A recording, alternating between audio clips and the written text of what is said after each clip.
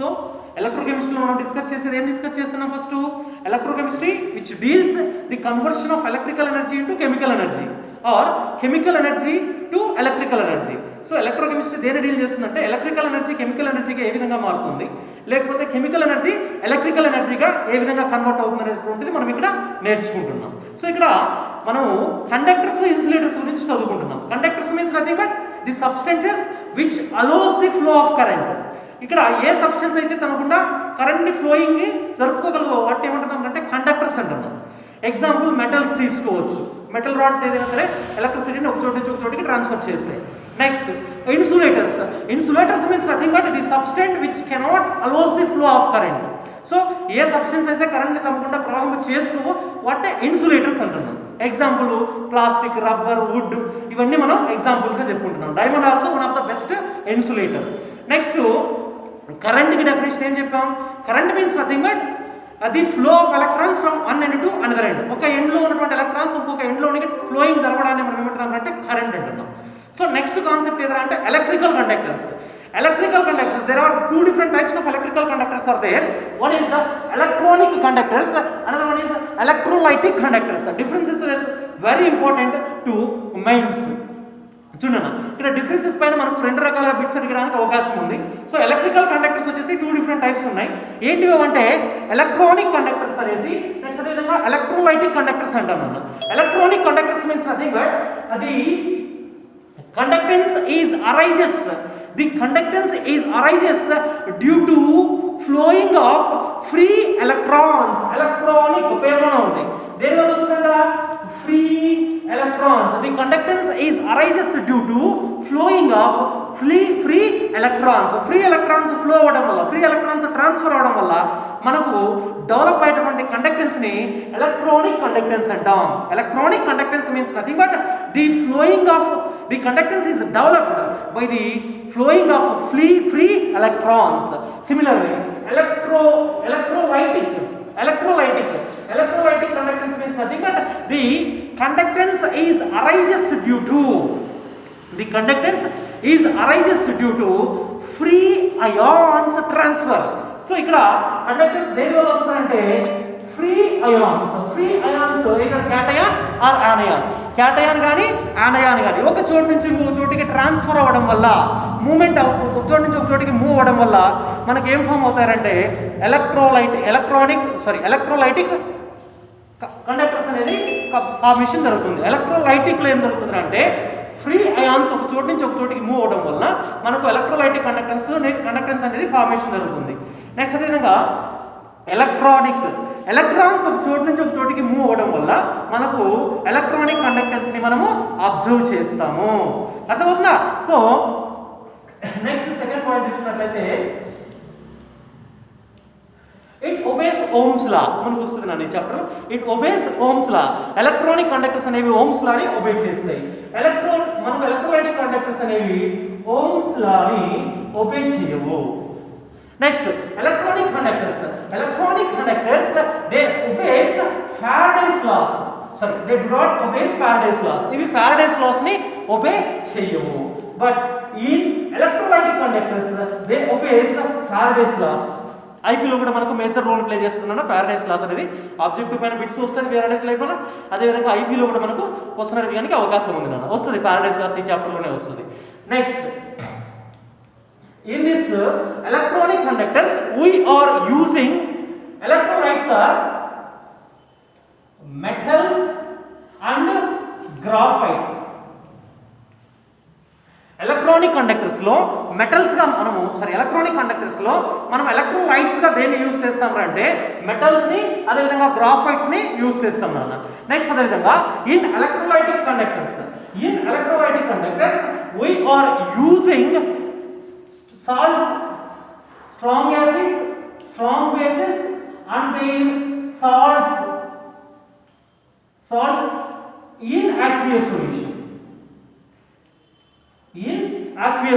చూడతల్లి electronic conductors కి electrolytic conductors కి difference ఏంటంటే ఇందులో మనం ఎలక్ట్రానిక్ కండక్టర్స్ లో మనం జనరల్ గా వేటిని యూజ్ చేస్తామంటే మెటల్స్ ని యూజ్ చేస్తాం, గ్రాఫైట్ రాడ్ ని యూజ్ చేస్తాం.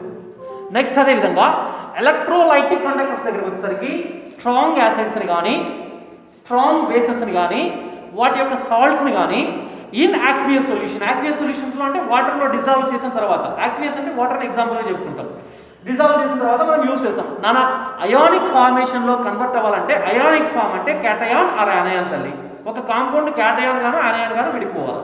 సో ఆ విధంగా అయాన్స్గా విడిపోవడానికి మనం స్ట్రాంగ్ యాసిడ్ స్ట్రాంగ్ బేస్ని కానీ వాటి యొక్క సాల్ట్స్ని కానీ తీసుకుంటాం. ఎందుకు స్ట్రాంగ్ యాసిడ్ స్ట్రాంగ్ బేస్ని తీసుకుంటామంటే స్ట్రాంగ్ యాసిడ్ అనుకో which releases H+ ions very fastly, తొందరగా అయాన్కి H+ ions ఇచ్చేస్తుంది. స్ట్రాంగ్ బేస్ అనుకో they releases very fastly OH- ions, తొందరగా OH- ions ఇస్తుంది. అంటే కాంపౌండ్ తొందరగా విడిపోతుంది. మనం ఫస్ట్ ఇయర్ యాసిడ్ బేస్లో చదువుకున్నాం, కాంపౌండ్ ఈజీగా విడిపోయేది స్ట్రాంగ్ యాసిడ్ కావచ్చు స్ట్రాంగ్ బేస్ కావచ్చు. వీక్ కాంపౌండ్ అయితే చాలా నెమ్మదిగా అయానిక్ ఫార్మేషన్లే కన్వర్ట్ అవుతాయి. కాబట్టి ఇక్కడ మనము స్ట్రాంగ్ యాసిడ్ స్ట్రాంగ్ బేస్ లేదా వాటి నుంచి ఫామ్ అయినటువంటి సాల్ట్స్నే తీసుకుంటాం. ఎందుకంటే టు జనరేట్ ఈజీలీ అయాన్స్ ఈజీగా జనరేట్ అయినాయంటే కనుక మనకు ఈజీగా మనకు ఎలక్ట్రిసిటీని ప్రొడ్యూస్ చేస్తాయి. అర్థమవుతుందా? సో ఇక్కడ మనకు ఎలక్ట్రోలైటిక్ కండక్టర్స్లో స్ట్రాంగ్ యాసిడ్ స్ట్రాంగ్ బేస్ని లేదా వాటి యొక్క సాల్ట్స్ని యూజ్ చేయడానికి రీజన్ అది. Next very very important property ఇక్కడ electrolytic conductance electronic conductance is inversely proportional to the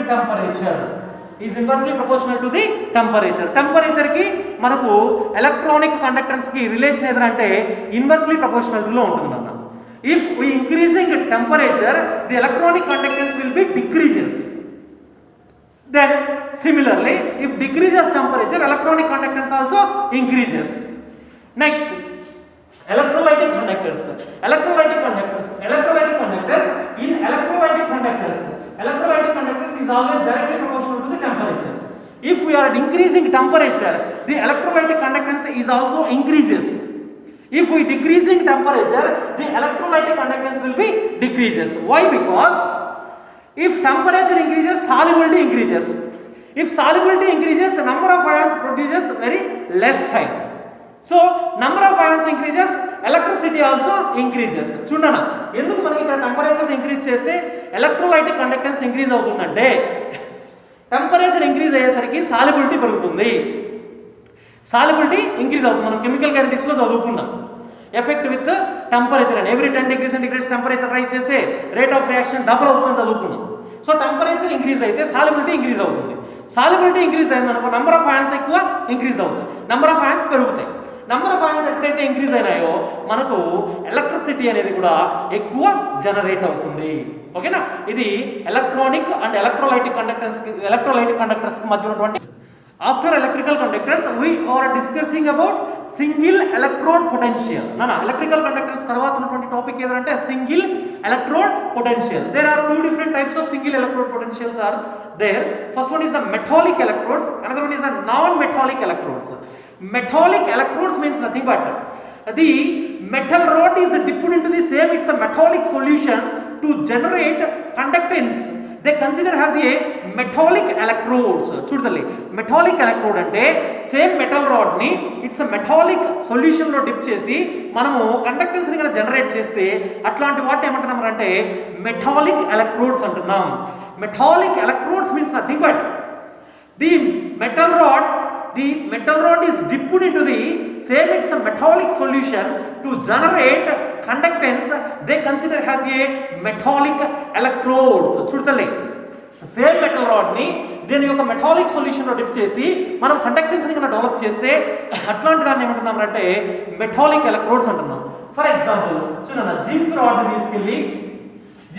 తీసుకెళ్ళేసి ZnSO4 zinc sulphate లో డిప్ చేసి అంటే సేమ్ మెటల్ రాడ్ ని సేమ్ దీని యొక్క మెటాలిక్ సొల్యూషన్ లో డిప్ చేస్తున్నాం. ఇట్లా డిప్ చేసి మనం కండక్టెన్స్ ని డెవలప్ చేస్తే అది దేనికి ఎగ్జాంపుల్ అంటే మెటాలిక్ ఎలక్ట్రోడ్స్ కి example. Similarly copper rod is dipped into the same, it's a metallic solution, copper sulfate. It is also one type of metallic electrode. Next, silver is dipped into the silver nitrate solution. So ఇక్కడ మీరు observe చేసినట్లయితే ఏ metal అయితే తీసుకుంటున్నానో same అదే metallic solution లో దాన్ని dip చేస్తున్నా. Same metal rod ని తీసుకెళ్లి సేమ్ మెటాలిక్ సొల్యూషన్ లో డిప్ చేసి మనము కండక్టెన్స్ ని డెవలప్ చేస్తే అలాంటి ఎలక్ట్రోడ్స్ ఏమంటున్నాం అంటే మెటాలిక్ ఎలక్ట్రోడ్స్ అంటున్నాం. మళ్ళీ ఒకసారి చూసుకుందాం, metallic electrodes means nothing but the metal rod is dipped into the same, it's a metallic solution to to produce conductance they consider as a metallic electrodes. Metallic electrode అంటే same metal rod ని same దాని యొక్క metallic solution లో dip చేసి conductance ని develop చేసి అట్లాంటి దాన్ని ఏమంటున్నామంటే మెటాలిక్ ఎలక్ట్రోడ్స్ అంటున్నాం. మనం ఇవి ఐపీలో 2 మార్క్స్ అడగచ్చు, ఎందుకంటే ఆబ్జెక్టివ్ లో ఇది ఏ టైప్ ఆఫ్ ఎలక్ట్రోడ్ అని అడగచ్చు. ఫర్ ఎగ్జాంపుల్ జింక్ ZnSO4 ఇచ్చి విచ్ టైప్ ఆఫ్ ఎలక్ట్రోడ్ అన్నాడు, మెటాలిక్, నాన్ మెటాలిక్, నెక్స్ట్ వచ్చేసి నన్ ఆఫ్ దిస్, అట్లా మనకు మెన్షన్ చేసినప్పుడు అది ఏ మెటాలిక్ ఎలక్ట్రోడ్ అని మనం ఈజీగా ఐడెంటిఫై చేయగలగాలి. So next non metallic electrodes. Non metallic electrode means nothing but the non metallic gases like hydrogen, chlorine or oxygen. The non-metallic gases like hydrogen, chlorine or oxygen is passed through the platinum electrode. And it generate conductance they consider as a non-metallic electrodes. Non-metallic electrode అంటే తల్లి, non-metallic electrode అంటే non-metallic gases అంటే metallic gases కానటువంటి hydrogen కానీ, chlorine కానీ, oxygen కానీ platinum పైకి pass చేసి కండక్టెన్స్ ని మనం డెవలప్ చేసినట్లయితే అట్లాంటి ఎలక్ట్రోడ్స్ ని నాన్ మెటాలిక్ ఎలక్ట్రోడ్స్ అంటాం. ఇట్లాంటి గ్యాస్ ఏమంటారంటే ప్లాటినం రాడ్ ఉంటుంది కదా, ఈ ప్లాటినం రాడ్ పైకి మనం హైడ్రోజన్ గ్యాస్ కానీ, లేకపోతే క్లోరిన్ గ్యాస్ కానీ, లేకపోతే ఆక్సిజన్ కానీ పాస్ చేసి కండక్టెన్స్ ని డెవలప్ చేస్తే అట్లాంటి దాన్ని మనం ఏమంటున్నామంటే నాన్ మెటాలిక్ ఎలక్ట్రోడ్స్ అంటాం. నాన్ మెటాలిక్ ఎలక్ట్రోడ్ అయి ఉండాలంటే కంపల్సరీ ప్లాటినం ఎలక్ట్రోడ్ ని తీసుకోవాలా, మర్చిపోవద్దు. నాన్ మెటాలిక్ గ్యాసెస్, నువ్వు hydrogen platinum non metallic electrode, chlorine platinum non metallic electrode, oxygen platinum non metallic electrode. అట్లా కాకుండా హైడ్రోజన్ నాన్ మెటాలిక్ ఎలక్ట్రోడ్ కాదు. కండక్టెన్స్ డెవలప్ అవ్వాలంటే ఖచ్చితంగా ప్లాటినం ఎలక్ట్రోడ్ అక్కడ ఉండాలా. ప్లాటినం ఎలక్ట్రోడ్తో మనం హైడ్రోజన్ గ్యాస్ కానీ, క్లోరిన్ గ్యాస్ కానీ, ఆక్సిజన్ కానీ పాస్ చేసి కండక్టెన్స్ ని డెవలప్ చేయడాన్ని మనం ఏమంటున్నామంటే నాన్ మెటాలిక్ ఎలక్ట్రోడ్స్ అంటున్నాం. ఫర్ ఎగ్జాంపుల్ H+ion ఫామ్ లో కానీ, హైడ్రోజన్ ఫామ్ లో కానీ ఉన్నటువంటి గ్యాస్ ని ప్లాటినం పైకి పాస్ చేస్తాం, non metallic gas, non metallic electrode. లేదు Cl- కానీ, Cl2 గ్యాస్ ని కానీ ప్లాటినం ఎలక్ట్రోడ్ పైకి పాస్ చేస్తున్నాం, non metallic electrode. Next O-2 లేదు O2 ఆక్సిజన్ ఆనియన్ కానీ, ఆక్సిజన్ గ్యాస్ ని కానీ ప్లాటినం పైకి పాస్ చేస్తున్నాం. సో ఇది కూడా దేనికి యాక్ట్ అవుతుందంటే నాన్ మెటాలిక్ ఎలక్ట్రోడ్ గా యాక్ట్ అవుతుంది. So metallic, non metallic electrode కి మధ్య డిఫరెన్స్ అది. మెటాలిక్ ఎలక్ట్రోడ్ అంటే మెటల్ రాడ్ ని సేమ్ ఇట్స్ మెటాలిక్ సొల్యూషన్ లో డిప్ చేసి కండక్టెన్స్ ని డెవలప్ చేస్తే metallic electrodes. Non metallic electrodes అయితే non metallic gases like chlorine, hydrogen or oxygen is passed through the platinum electrode to produce or to generate conductance they consider as a non-metallic electrodes. ఇక్కడ electrode potentials తర్వాత, single electrodes తర్వాత మనకు వచ్చేది ఏదంటే standard electrode potential. Standard electrode potential ని E0 తో indicate చేస్తాం. E0 stands for standard electrode potential. Standard electrode potential means nothing but the amount of potential which is generated by 1 m concentrated electrode at 1 atmosphere pressure and 27 degrees centigrade temperature is called as standard electrode potential. Tali standard electrode potential ni E0 తో indicate చేస్తాం. 1 m concentration ఉన్నటువంటి ఒక ఎలక్ట్రోడ్ను 27 degree centigrade temperature దగ్గర 1 atmosphere pressure దగ్గర ఎంత potential అయితే develop చేయగలదో ఆ వాల్యూని స్టాండర్డ్ ఎలక్ట్రోడ్ పొటెన్షియల్ అంటాం. ఇక్కడ very important bit, standard hydrogen ఎలక్ట్రోడ్గా మనము హైడ్రోజన్ ఎలక్ట్రోడ్ తీసుకుంటాం. దీన్ని SHE స్టాండర్డ్ హైడ్రోజన్ ఎలక్ట్రోడ్ అంటాం. దీని గురించి మళ్ళీ వస్తుంది మనకు. స్టాండర్డ్ హైడ్రోజన్ ఎలక్ట్రోడ్ అంటాం. దీని యొక్క వాల్యూ ఎంత అంటే 0. దీన్ని రెఫరెన్స్ ఎలక్ట్రోడ్గా కూడా మనం యూజ్ చేస్తాం. SHE అంటే స్టాండర్డ్ హైడ్రోజన్ ఎలక్ట్రోడ్. దీని గురించి మళ్ళీ వస్తుంది ఇంకో క్లాస్లో, నేను చెప్తాను కంప్లీట్గా. SHE అంటే స్టాండర్డ్ హైడ్రోజన్ ఎలక్ట్రోడ్. దీని యొక్క ఎలక్ట్రోడ్ పొటెన్షియల్ వాల్యూ ఏ టెంపరేచర్ దగ్గర తీసుకో 0గా ఉంటుంది. కాబట్టి దీన్ని మనం రెఫరెన్స్ ఎలక్ట్రోడ్గా యూజ్ చేస్తాం. First of all standard hydrogen electrode means nothing but the amount of potential, the amount of potential which is generated 1 m concentration of electrode at 27 degrees centigrade temperature and 1 atmosphere pressure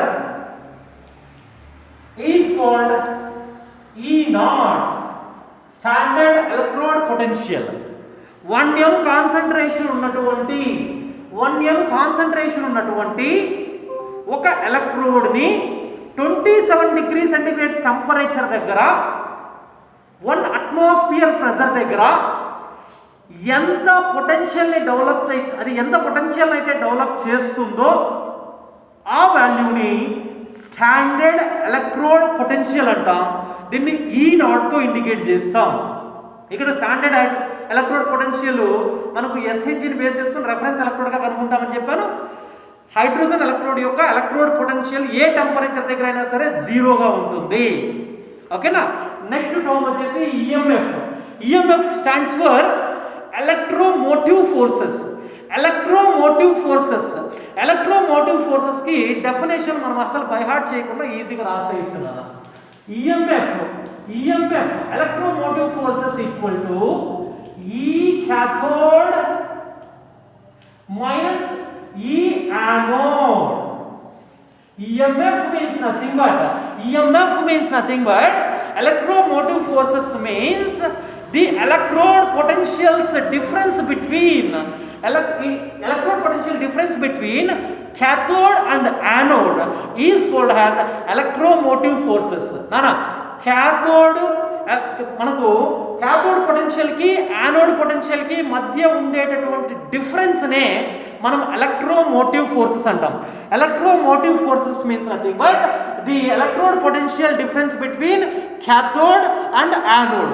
cathode కి anode కి మధ్య ఉండేటటువంటి electrode potential యొక్క difference నే మనం ఏమంటున్నాం అంటే EMF అంటున్నాము. ఓకేనా. ఇప్పుడు ఎప్పుడు కూడా బాగా గుర్తుపెట్టుకో, యానోడు క్యాథోడ్ రెండు ఉంటాయి. మనకి ఎలక్ట్రోకెమికల్ సెల్ ఒకటి తీసుకుంటే గాల్వానిక్ సెల్ అని వస్తుంది నాన్న, అది వచ్చినప్పుడు మీకు యానోడ్ ఏంటి క్యాథోడ్ ఏంటి అనేది మనకు తెలుస్తుంది. ఆల్రెడీ లోయర్ క్లాస్లో కూడా మీరు చదువుకుంటారు. యానోడ్ దగ్గర ఎప్పుడు కూడా ఆక్సిడేషన్ జరుగుతుంది, క్యాథోడ్ దగ్గర ఎప్పుడు కూడా రిడక్షన్ జరుగుతుంది, మర్చిపోవద్దు. సో అప్పుడు మనము the above formula is changes to EMF. ఒకవేళ మనకు క్యాథోడ్ పొటెన్షియల్ యానోడ్ పొటెన్షియల్ కాకుండా ఆక్సిడేషన్ పొటెన్షియల్ రిడక్షన్ పొటెన్షియల్ అని ఇస్తే క్యాథోడ్ దగ్గర ఎప్పుడు కూడా రిడక్షన్ జరుగుతుంది, యానోడ్ దగ్గర ఎప్పుడు కూడా ఆక్సిడేషన్ జరుగుతుంది. Then above formula is changes to E reduction minus ఈ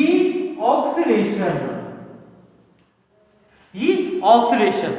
నెక్స్ట్ ఇక్కడ మనకు రిడక్షన్ ఎప్పుడు కూడా మనం ఫార్ములా మెథడ్లో రాసేటప్పుడు రిడక్షన్ రియాక్షన్ ఎప్పుడు కూడా లెఫ్ట్ సైడ్ రాస్తాం, రైట్ సైడ్ రాస్తాం. ఆక్సిడేషన్ ఎప్పుడు కూడా లెఫ్ట్ సైడ్ రాస్తాం. ఆక్సిడేషన్ ఎప్పుడు కూడా మనం లెఫ్ట్ సైడ్ రాస్తాం, రిడక్షన్ ఎప్పుడు కూడా రైట్ సైడ్ రాస్తాం. కన్ఫ్యూజ్ అవ్వద్దు. ఆక్సిజన్ తీసుకుంటున్నానంటే మనకు ఆక్సిజన్ చాలా ఇంపార్టెంట్. మనకు హార్ట్ మనకు వచ్చేసి లెఫ్ట్ సైడ్ ఉంది. లెఫ్ట్ సైడ్ ఉన్న హార్ట్ దగ్గరికి ఆక్సిజన్ వెళ్ళేసి బ్లడ్ని ప్యూరిఫై చేస్తుంది. లంగ్స్ నుంచి వెళ్తుంది అనుకోండి, మనం గుర్తుపెట్టుకోవడం కోసం చెప్తున్నా. బ్లడ్ని ప్యూరిఫై చేస్తుంది. So oxygen important. ఆక్సిజన్ మనకు హార్ట్ ఎటువైపు ఉంది, లెఫ్ట్ సైడ్ ఉంది. సో ఆక్సిజన్ మనం రాసేటప్పుడు ఆక్సిడేషన్ రియాక్షన్ లెఫ్ట్ సైడ్ రాస్తాం, రిడక్షన్ రియాక్షన్ రైట్ సైడ్ రాస్తాం. అప్పుడు మనం ఈఎంఎఫ్ ఈక్వల్ టు ఈఆర్హెచ్ఎస్ మైనస్ ఈఎల్హెచ్ఎస్. ఇది కూడా ఒక ఫార్ములా. ఈఆర్హెచ్ఎస్ మైనస్ ఈఎల్హెచ్ఎస్ అని ఇస్తాడు. ఇందులో ఒక వాల్యూ ఇచ్చి ఇంకొక దానికి అనుకోమన్నాడు అనుకున్నా. ఫర్ ఎగ్జాంపుల్ ఈ ఆర్హెచ్ఎస్ కావాలనుకో, ఈఎంఎఫ్ ప్లస్ ఈఎల్హెచ్ఎస్ వస్తుంది. సో ఇది ఈఎంఎఫ్ అంటే ఏంటి అనేది ఎలక్ట్రోమోటివ్ ఫోర్సెస్. నెక్స్ట్ వచ్చేసి R means resistant. Very very important. Resistant resistant means nothing but the force which is act to opposite to flow of current. ఇట్లా current flow అవుతుంది, ఈ flow అయ్యేటువంటి కరెంట్కి ఆపోజిట్గా యాక్ట్ అయ్యేటువంటి ఫోర్స్నే రెసిస్టెంట్ అంటాం. Resistant means nothing but the force which is act to opposite to flow of current ఫ్లోయింగ్కి ఆపోజిట్గా యాక్ట్ అయ్యేటువంటి ఫోర్స్నే మనం ఏమంటామంటే రెసిస్టెంట్ అంటాం. రెసిస్టెంట్ని ఓమ్స్లో ఇండికేట్ చేస్తాం.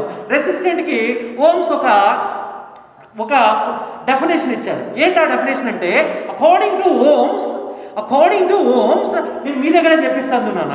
Resistant R is proportional to L by A, where L equal to distance between two electrodes. L అంటే distance between two electrodes. ఇది ఒక electrode, ఇది ఒక ఎలక్ట్రోడ్. ఈ రెండు ఎలక్ట్రోడ్స్కి మధ్య ఉన్నటువంటి డిస్టెన్స్నే మనం ఏమంటున్నాం అంటే ఆర్ అంటున్నాం. Distance between two electrodes is L and A. ఇప్పుడు ఎలక్ట్రోడ్ ఇట్లా ఉంది నాన్న, ఈ ఎలక్ట్రోడ్ కట్ చేసినప్పుడు క్రాస్ సెక్షన్ ఎంత ఉంది, దాన్ని ఏమంటున్నాం అంటే ఏ అంటున్నాం. సో ఇక్కడ అకార్డింగ్ టు ఓమ్స్, ఎవరి ప్రకారం? ఓమ్స్ ప్రకారం. According to Ohm's resistant is always directly proportional to the distance between two electrodes. L అంటే అదే కదా, distance between two electrodes, and inversely proportional to the area of cross section.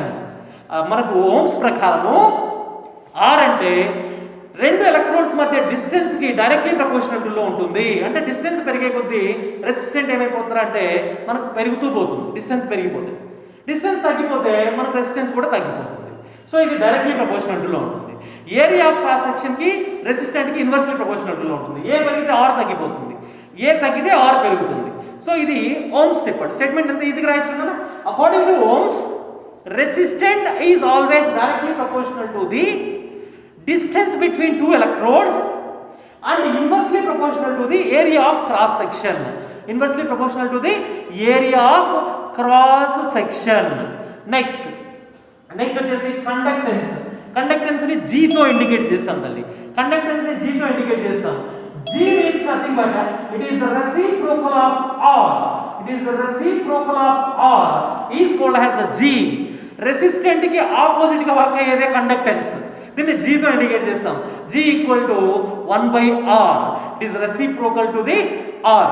R కి reciprocal గా ఉండేదాన్ని మనం ఏమంటున్నాం అంటే కండక్టెన్స్.